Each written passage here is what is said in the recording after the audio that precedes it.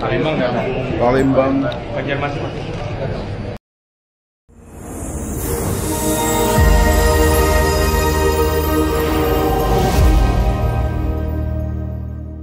Assalamualaikum warahmatullahi wabarakatuh. Waalaikumsalam warahmatullahi wabarakatuh. Sahabat-sahabat Malimudo dimanapun berada, alhamdulillah hari ini kita berkesempatan untuk berbincang bersama dengan guru kita Al-Ustaz Ahmad Muzani Al-Fadani. Saya Rizal.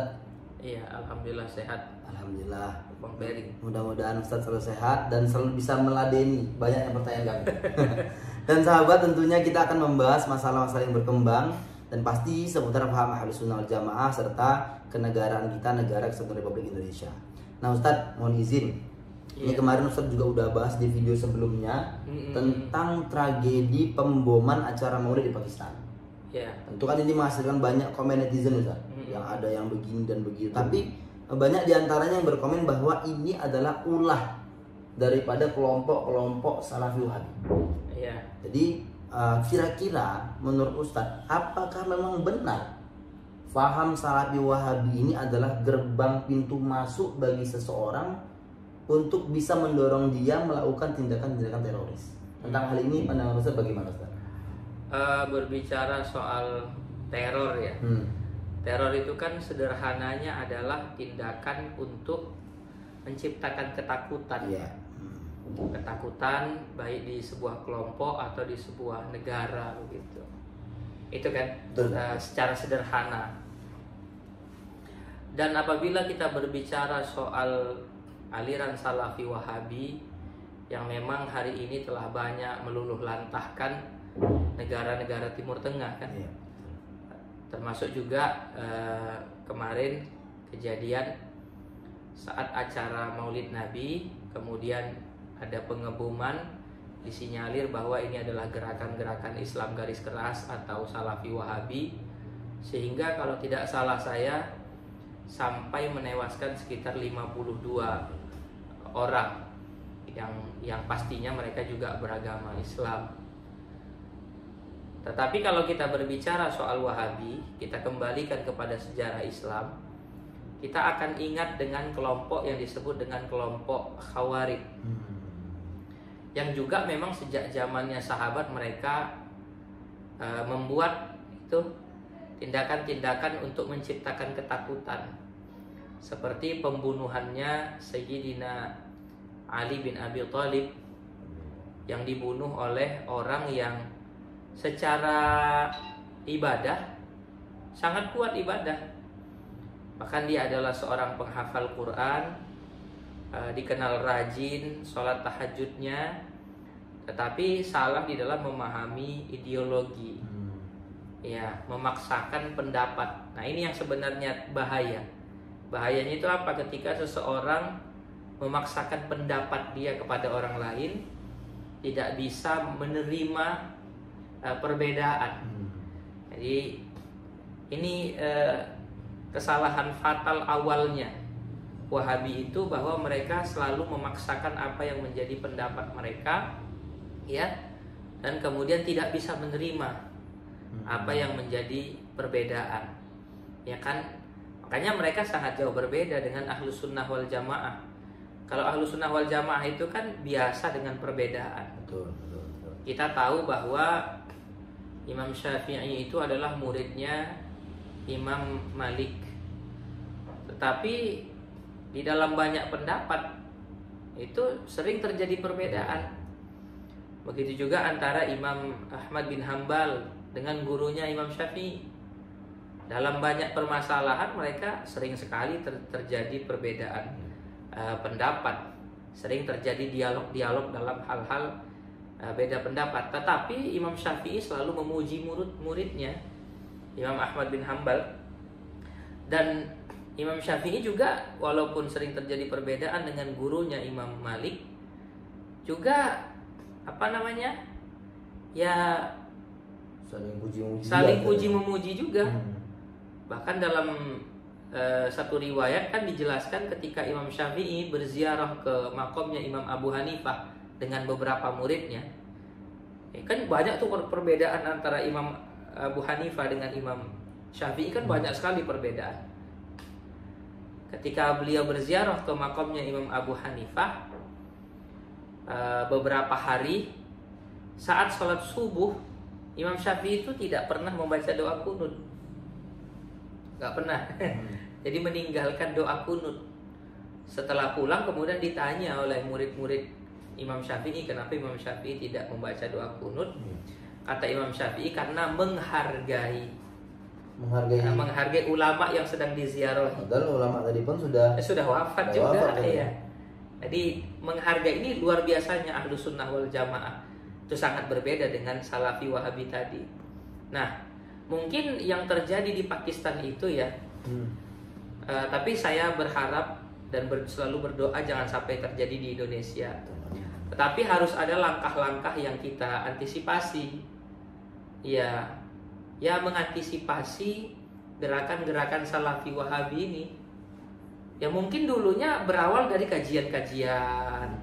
Mereka tidak menerima ini doa kunut itu sesat, Maulid Nabi itu sesat, tawasul itu syirik misalnya, tabarruk itu syirik misalnya kan. Apalagi amaliyah NU, amaliyah Nahdlatul Ulama itu hampir semuanya disyirikkan dan dibid'ahkan.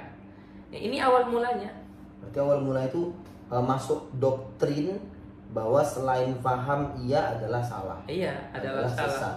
Iya. Dan wajib diperangi gitu ya. Awalnya mungkin belum ada pemikiran seperti itu. Tetapi kemudian kan kepala masing-masing orang berbeda, Bang Ferry, ya kan? Betul. Ketika dia menganggap, oh ini udah kafir, oh ini perbuatan mungkar ini, Maulid Nabi nggak bisa dibiarkan ini, ya kan? Apalagi di Indonesia kalau sudah Maulid itu bisa ratusan bahkan ribuan orang yang hadir gitu kan. Apalagi mohon maaf di Jawa, kalau sudah Maulid ada makanannya itu dianggap makanan berkah, ya kan? Nah, jadi karena dia merasa bahwa itu mungkar mungkin awalnya. Ya kan, didoktrin lagi dengan hadis-hadis Rasulullah SAW, ya kan, kalau kau melihat kemungkaran harus dirubah dengan tangan, kan begitu. Nah. Berarti dia merasa ada kekuatan, masuk doktrin, yang lain salah, kemudian doktrin lagi ada kekuatan, dia juga punya kemampuan, digasnya gitu kan? Iya, digasnya aja kan. Apalagi kalau seandainya dia mungkar dengan hatinya, dianggap selemah-lemah iman. Wow, dia pengen bahwa ini aku beragama, imanku harus kuat, kan begitu. Nggak bisa ini kemungkaran dibiarkan. Berarti tentang ini kan latar belakangnya adalah doktrin. Latar belakangnya awalnya itu adalah doktrin tentang bahwa kita saja yang benar. Kemudian setelah ada kekuatan, ada dorongan tertentu, digas, laksanakan. Iya. Berarti Wahabi ini ya bahasa lainnya nggak boleh dikasih kekuatan itu. Jangan sampai mereka memiliki keluasan untuk bergerak.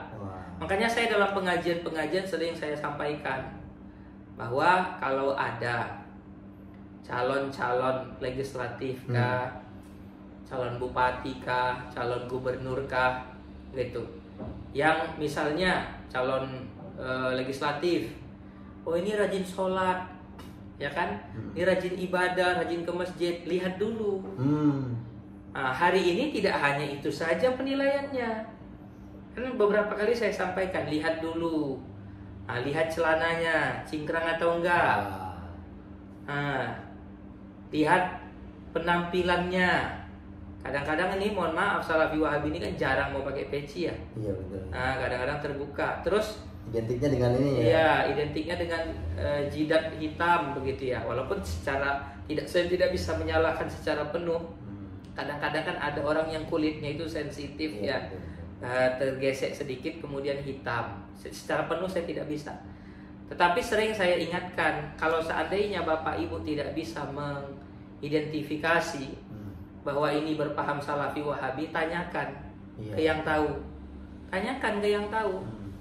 Jangan nanti tiba-tiba kita pilih dia menang, kepentingan dai-dai Salafi Wahabi kemudian oleh dia diberikan ruang. Berarti antisipasi awalnya adalah tidak memberikan ruang bagi orang yang berpaham Salafi Wahabi mendapatkan posisi yang penting Iya. di pemerintahan kita. Iya, gitu. karena itu sangat berbahaya. Betul. Sangat-sangat berbahaya. Takutnya jadi fasilitator Iya. dari Wahabi itu menyebarkan pahamnya gitu kan. Mm-hmm. Bisa gawat juga memang. Tapi kan Ustaz, ya gimana Ustaz ya? Ini mohon maaf Ustaz, ini bukan cerita tentang membela yang A, B atau C. Tapi beberapa kali kita lihat di sosial media bahwa ada salah satu calon presiden saat ini yang mencalonkan diri, ya kita lihat sangat akrab dengan dai-dai Wahabi khususnya di Indonesia ini. Kita lihat beberapa kali dia terlibat bersama di majelis pengajian atau mengisi juga majelis yang sama dengan dai Wahabi. Kemudian tentang ini, ya gimana lah tadi pandangan Ustadz? Iya. Ya seperti yang saya sampaikan tadi bahwa aliran Wahabi itu sangat berbahaya. Ya kan? Aliran Wahabi ini adalah Wahabi ini bukan aliran teroris, bukan. Iya. Tetapi doktrin dan pemahamannya bisa menyebabkan seseorang kemudian berbuat teror karena menganggap bahwa orang yang berbeda dengan dia itu adalah orang-orang yang berbuat mungkar dan wajib diperangi. Ya, mungkin awalnya tidak begitu. Tetapi ketika doktrin itu semakin kuat, dia merasa bahwa dia harus memperjuangkan agama ini dengan perjuangan yang salah. Menurut dia benar. Iya, betul pula. Nah, tapi itu salah. Nah, berbicara soal calon presiden kah, calon bupati kah, calon gubernur kah, begitu kan? Memang soal pemilihan ini kan berbicara soal kepentingan. Betul. Namanya orang butuh masa, ya kan? Dia butuh berkuasa, ya kan? Dia butuh berkuasa dan dia butuh masa. Iya. Karena masa ini adalah wasilah menuju kekuasaan. Dia bisa berkuasa. Kan begitu. Betul. Dan jualan agama hari ini adalah jualan yang sangat murah. Tidak perlu keluar banyak, kan deketin aja ustadz-ustadz dan segala macam. Tetapi terkadang orang politisi ini, mohon maaf, mereka tidak, artinya mengenyampingkan masalah ideologi demi kepentingan berkuasa. Yang penting bisa berkuasa dulu deh. Yang penting bisa berkuasa dulu. Begitu, urusan ideologi nanti aja deh gitu. Dia tidak sadar bahwa ya, ketika dia didukung oleh orang-orang yang memiliki ideologi yang berbeda dengan dia, justru ini membahayakan negara ini. Gitu ya. Jadi misalnya ini tolong Pak A misalnya kan, bisa nggak Bapak hadir di majelis kami, gitu. Nggak mungkin kan, nggak ada janji-janji dia kepada dai-dai Salafi Wahabi atau organisasi-organisasi lain seperti HTI yang sudah dibubarkan atau FPI yang sudah dibubarkan. Nggak mungkin kan, nggak ada janji-janji politik. Karena ini kan simbiosis mutualisme. Saya butuh massa, ya saya juga butuh Pak, supaya kegiatan dakwah saya ini difasilitasi, kan begitu. Masuk akal. Lah iya begitu. Betul. Nah ini bahayanya kan. Coba lihat sekarang, banyak dai-dai Wahabi yang mendoktrin orang-orang baik melalui internet atau secara langsung. Sehingga misalnya ada orang yang dulunya kerja di bank misalnya, kemudian didoktrin bahwa kerja di bank itu adalah perbuatan yang haram, hasil atau uangnya itu adalah uang haram, begitu kan? Ini kita memberikan uang yang kita dapat dari bank kepada anak istri kita, itu juga perbuatan yang haram karena memberikan sesuatu yang haram kepada keluarga. Didoktrin dengan itu, akhirnya keluar dari bank kan, berupaya mencari pekerjaan. Udah ikut kajian-kajian Salafi Wahabi, berupaya untuk mencari pekerjaan, nggak dapat kerjaan, akhirnya mohon maaf jualan kerupuk keliling. Jualannya nggak laku, hidupnya susah, istri mulai ngeluh, anak mulai ngeluh, ujung-ujungnya disalahin siapa? Ya pemerintah togut. Ya, negara ini disalahkan ya. Padahal itu perbuatan dia dari awal kan. Ketika dia menyalahkan negara karena tidak bisa bersikap, ya menurut dia, ketika ada rakyat yang tidak sejahtera, menurut dia pemimpin ini zalim. Negara ini zalim karena tugas negara harus mensejahterakan rakyat, kan begitu. Nah, ketika ada anggapan-anggapan bahwa negara ini zalim dan lain sebagainya, yang muncul apa? Kebencian. Yang muncul kebencian. Betul pula ya, masuk akal. Iya, yang muncul kebencian. Nah, itulah akhirnya yang menjadi gerbang memberontak tadi. Memberontak. Ada Wah, sahabat. ini kantor-kantor ini nih, kantor-kantor yang berisi sarang-sarang tauhid. Ini begini harus diperangi. Tadi kayak polisi, tentara ini. Iya, karena itu tadi Semua Ustaz ya. dia beragama melalui kebencian tadi. Masya Allah. Gitu ya. Nah, ini ulah-ulahnya Salafi Wahabi lah, siapa lagi? Iya kan? Berarti Ustadz pada akhirnya ya kita wanti-wanti lah Ustadz ya pada seluruh kawan-kawan lah, sahabat-sahabat masyarakat Indonesia untuk bekerja sama, tidak memberikan ruang untuk paham-paham seperti ini Ustadz. Saya harapannya sih begitu. Anak-anak kita jangan disekolahkan di sekolah-sekolah Salafi Wahabi. Kemudian perhatikan gerak-gerik anak-anak kita. Iya. Misalnya dia ikut majelis taklim, ya kan? Iya. Lihat siapa yang mengajar. Begitu juga dengan kita, ketika kita di majelis taklim, gitu kan? Ini kok majelis taklimnya sikit-sikit ini sesat, ini kafir, ini sesat, ini kafir, ini sesat, ini kafir, begitu kan? Ini bahaya. Saya kan pernah cerita dulu bahwa ada anak kuliah di salah satu universitas.